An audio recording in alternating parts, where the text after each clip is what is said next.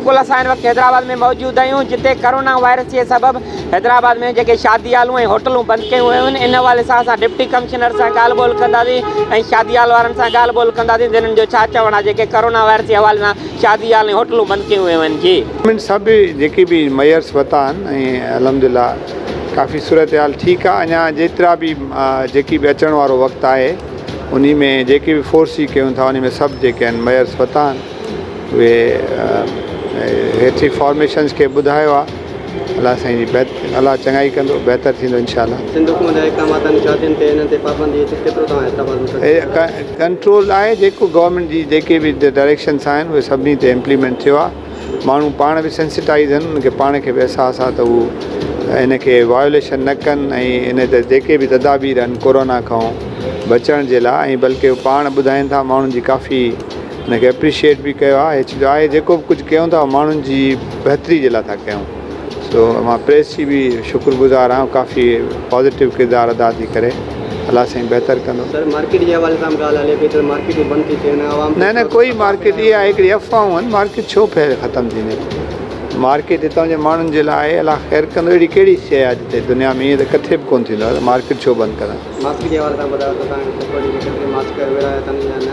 Mask health department जेको आहे DHO वारा विराइनि था, उहो कंहिंखे पाइणो आहे? मूंखे मां तव्हांजे साम्हूं बीठो आहियां। मास्क नहीं करे पातो वञे कोरोना वायरस अची वियो आहे। कोरोना वायरस हैदराबाद में अची चुको आहे, हिन जे लाइ पूरे पाकिस्तान में हिन जे करे सम्झो था त कोरोना वायरस हैदराबाद में पहुची चुको आहे। इहा ख़बर न आहे, न ख़बर पई न आहे। हाणे ख़बर जॾहिं पई पोइ हिन ॻाल्हि एतिरा थींदी। कोरोना वायरस आहे इहा ख़बर आहे तव्हांखे? न इहा ख़बर ई न आहे। ऐं सिंध हुकूमत वारनि कुझु पाबंदियूं लॻायूं आहिनि, उनजे हवाले सां तव्हांजे रोज़गार ते केतिरो असरु पियो आहे? बंदि पई आहे मसला इहे कारोबार वग़ैरह इहो वॾा वॾा मार्ट वग़ैरह ई बंदि थी विया, दुकान पार्की वग़ैरह इहा सील थी चुकियूं आहिनि हिनजे वग़ैरह। शादी हालनि ते इन्हनि ते सभिनी ते पाबंदी आहे, तव्हांजे रोज़गार में असरु पियो आहे? हा बिल्कुलु बिल्कुलु थियो असरु उहो आहे रोज़गार ते। मसला रोज़ी बंदि थी माण्हू घर में ॿाहिरि वञणु निकिरणु हाणे सभु कुझु बंदि थी विया आहिनि। डेली केतिरो कमाईंदो, हाणे केतिरो था कमायो? पहिरीं मरी मालिक खे शुक्र 600-700 कमाईंदासीं। ईअं हाणे त माशाल्लाह कुझु बि न आहे। माण्हू ई सभु गुम थी विया आहिनि, ख़बर जे करे गुम थी विया आहिनि। हाल अगरि बंदि थियणु घुरिजनि या खुलियल हुजनि तव्हांजे रोज़गार में? अलाह इहा हुकूमत बंदि कया न, इहा हुकूमत जी मर्ज़ी हाणे वधीक ख़बर आहे। अदा तव्हां ॾिसो पिया सॼे आवाम खे त परेशानी ने कोरोना वायरस करे छॾियो आहे। बाक़ी मुंहिंजो चवण जो मक़सदु इहो आहे त जेको पाकिस्तान जी आवाम आहे उहो पहिरीं थोरनि मसइलनि खे मुंहुं ॾियो वेठी आहे। कई बीमारियूं आयूं आहिनि हिन मुल्क में, हीअ पहिरियों वायरस त न आहे। बाक़ी मुस्लमान आहियूं, असांजो अक़ीदो आहे कुझु बि न आहे। असांखे यकीन आहे त मुस्लमान आहियूं, कुझु बि न थींदो। हा छो न आहे, ॾिसो पिया तव्हांजे साम्हूं सन्नाटो लॻो पियो आहे, का शइ न आहे। अॻे बेरोज़गारी हिन मुल्क में वधीक आहे, रोज़गार न आहिनि, वरी वधीक हिननि जो कोरोना जो एॾो इशू हलाए छॾियो आहे त छा थींदो? मुंहिंजे सम्झ में न। मास्क न करे पातो आहे जो वायरस ॿुधाइनि था त घुमे थो पियो मुल्क में। सिंध में 96% थी वियो आहे, पोइ उन करे असां पाण भॼंदा आहियूं। हथ बथ मारी पंहिंजो साबुण इस्तेमालु नथो कयां, मां वरी घासलेट इस्तेमालु थो कयां त भला हथनि खे घासलेट हणां त कुझु इहो मिस्त्री माण्हू घासलेट इस्तेमालु थो कयां त कुझु जीअं माना मास्क जे हिसाब सां सही थी वञे, माना कमु पंहिंजो सही आहे न। उन हिसाब सां मास्क इस्तेमालु था कयूं, हथनि खे घासलेट हणी आयो आहियां पंहिंजे हिसाब सां। मां उहो मुंहं खे बि कोशिशि करे हणंदुमि त जीअं असांखे जरासीम न लॻे। हिते वायरस घणो थी वियो आहे, अलाह पना सिंध में जाम थी वियो आहे। जॾहिं गर्मी तेज़ थिए त पोइ ॿुधूं था त मरी वेंदो, त पोइ अलाह कंदो सही थींदो। बसि घड़ी घड़ी विझणो पए थो ऐं हर हर मुंहुं धोइणो पए थो, प्लस में हथ बि घड़ी घड़ी धोइणा पवंदा। उन हिसाब सां कयूं पिया त अलाह कंदो हितां छुटी। गर्मी थोरी तेज़ थी वञे त चवंदा मरी वेंदो, अलाह केरु कंदो? अफ़वाह आहे न, अलाह कंदो सही थींदो, ॿुधूं था त हिन जे करे ॿियो वरी पंहिंजो शादी हालनि ते हिननि ते पाबंदी हणी छॾियो आहे। जेके 5 खां वधीक माण्हू किथे बि जमा थींदा उन्हनि ते पाबंदी आहे, उन जे बारे में न। इहो त हाणे रोज़गार खे उन्हनि जेके नुक़सानु पवंदो, आवाम वीचारा ग़रीब परेशान थी वेंदा, ॿाहिरि निकिरींदा, भली केतिरो बि झलींदा पर मुड़ंदा कोन माण्हू। हर को पंहिंजो घरनि में कंदा तूं हाणे बेरोज़गार पंहिंजो कंदो उन हिसाब सां लॻा पिया हूंदा कमु कारनि सां पर असांजी त वरी पंहिंजी रोज़ी आहे कयूं पिया हाफ टाइम में ॿियो इन कंदासीं डॉक्टर जो चवणु आहे त मास्क पाइण सां कोरोना वायरस रुकंदी न इन जे बारे में रुकंदी कोन भई इहो आहे त माना पाण खे लॻंदो कोन अंदरि वात में जरासीमन में वञी नथो सघे इहा ख़बर पई आहे जेके कोरोना वायरस आहे उहो मास्क पाए उन खां अलावा न न न उहो आहे त हवा में उॾनि था ॻाल्हाइण में कंहिंजे वात मां निकिरी ईंदा हुनजे वात में हथनि में पेरनि में लॻी सघनि था उन्हनि ॿुधायो आहे इहो त बाक़ी एहतियात करणु ज़रूरी आहे पंहिंजो माण्हू पाए घुमे त भलो आहे हथ मिलाइण ते पाबंदी आहे हिन जे बारे में हथ में त हीअं हवा में हथु हलनि था न उन में लॻी थो वञे ॿियनि माण्हुनि खां हथु मिलाइण सां थी सघे कंहिंखे बि हुजे वायरस मां हिन करे टोपी बि कोन थो लाहियां त मथां मथे में चुंबड़नि या माण्हुनि जे हथनि मां अची चुंबड़नि उन सां थींदा आहिनि ठीकु आहे न महिरबानी अस्सलाम वालेकुम।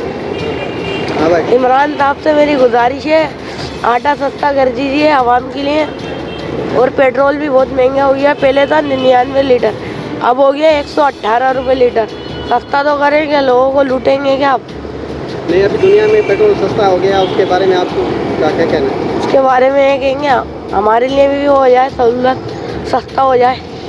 आप क्या काम करते हो हमारी पंचर की दुकान है क्या कितने काम करते हैं कितना डेली कमाते हो 400 रुपये इससे घर का खर्चा नहीं निकल रहा है कहाँ से आटा ही इतना महंगा हो गया क्या करें। आप कितने बहन भाई हैं हम 5 बहन भाई हैं कमाने वाले हमें आप एक हैं बाकी आप ऐसे ही घर बैठे जी। होते हैं अच्छा और क्या करोगे इमरान खान पेट्रोल कितना सस्ता करेंगे पेट्रोल करें 80 रुपये 80 रुपये आटा आटा हो जाए 200 वही जो पहले था अभी तो 300 हो गया 350। ठीक है अच्छे है कारोबार बिल्कुल ख़त्म हो गया है इस वजह से सब लोग परेशान हैं ये हालत बाज़ार बंद हो रहे हैं।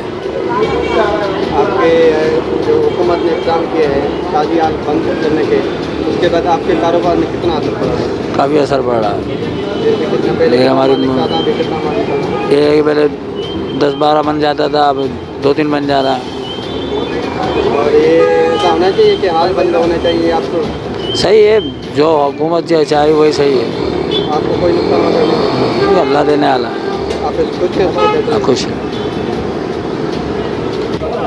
जिस तरह कोरोना वायरस छाया हुआ है चाइना के बाद पाकिस्तान में और उसकी वजह से हम लोग बड़े परेशान हैं। जहां हम लोगों को ये मास्क पहले कोई 10-20 रुपए का मिलता था आजकल ये मास्क हमें तकरीबन कोई 150-200 का हम लोग को दिया जा रहा है और जब मैंने ये कल ख़रीदा है मैंने ये 100 का ख़रीदा है और आप लोग भी हम लोग यही करते हैं कि अगर आप लोग भी पहनो इसको ये बड़ी सेफ्टी की चीज़ है। अगर दूसरे इंसान से दूसरे इंसान को जब ये फैल जाता है ये बड़ी ख़तरनाक बीमारी है तो इसीलिए आप लोग भी ज़रा इसका इस्तेमाल करो जिस तरह मैं इस्तेमाल कर रहा हूँ। बड़ी फ़ायदेमंद चीज़ है और इंशाल्लाह इसका बड़ा फ़ायदा है और आप लोग भी इसका इस्तेमाल करो और जिस तरह इस मर्ज़ से डरो नहीं इसका मुकाबला करो क्योंकि हम एक मुसलमान कौम है ना डरने वाले हैं ना किसी मुसीबत से डरने वाले हैं। काफ़ी मुसीबतें पाकिस्तान में आ चुकी है लेकिन हमने कभी भी सर नीचे नहीं किया उसका मुकाबला किया।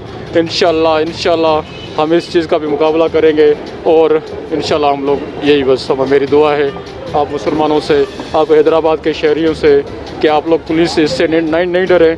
तो बीमारियां तो आनी जानी चीज़ें आती जाती रहती हैं और हम लोग सारे मिल के इसका मुकाबला करेंगे तो बेहतरी होगी अच्छा होगा और हम लोग यही कहना चाहते हैं। और इस मास्क का इस्तेमाल करें ये मास्क बड़ी अच्छी चीज़ है क्योंकि ये बीमारियों फैलने से ये कोरोना बड़ा ही गंदा मर्ज़ है। अगर एक इंसान से दूसरे इंसान को हो जाए ये बड़ी बुरी चीज़ है और मैं पाकिस्तानी इंतज़ामिया को अपील करता हूँ कि हर बंदे को ये मास्क पहनने की तौफीक अदा करें और हर बंदे को कहा जाए कि ये मास्क का इस्तेमाल करें ये बहुत अच्छी चीज़ है और इससे हम लोग बच सकते हैं मोज़ी मर्ज़ से। जी बिल्कुलु असां हिन वक़्तु हैदराबाद जे कासमा बाज़ार इलाइक़े ते मौजूदु आहियूं जिते कोरोना वायरस जे हवाले सां शादी हाल बंदि कराया विया आहिनि होटलूं बंदि करायूं आहिनि। इन हवाले सां असां हैदराबाद जे डिप्टी कमिश्नर सां ॻाल्हि ॿोल कयोसीं उन्हनि जो चवणु हुयो त जेके हिते शादी हालूं वग़ैरह आहिनि उहे बंदि कयो वञनि छो जो आवाम गॾु थींदो त कोरोना वायरस उतां बि फैलिजी सघे थो। इन वाले सां जेके हिते मुख़्तसिर आवाम आहे शादी हाल जा माण्हू आहिनि उन खां अलावा जेके दुकानदार आहिनि उन्हनि सां बि असां ॻाल्हि ॿोल कयोसीं। उन्हनि जो चवणु हुयो त करोना वायरस जे सबबु तव्हां असांजी रोज़गार त बंदि कयो था, असां दुकानूं बंदि कराई, पर असांखे सहूलियात किथां मिलंदो? आवाम जो ई सवाल। कैमरामैन महबूब अली जमाली सां गॾु रिपोर्टर मज़र अली जमाली, सोच टीवी, हैदराबाद। सब्सक्राइब कयो अवांजे पंहिंजे चैनल सोच टीवी के ऐं बेल आइकन के दबाएं कदें भी न विसारींदा। सब्सक्राइब करें आपके अपने चैनल सोच टीवी को और बेल आइकन पर क्लिक करना ना भूलें। Don't forget to subscribe our channel Soch TV and press the bell icon.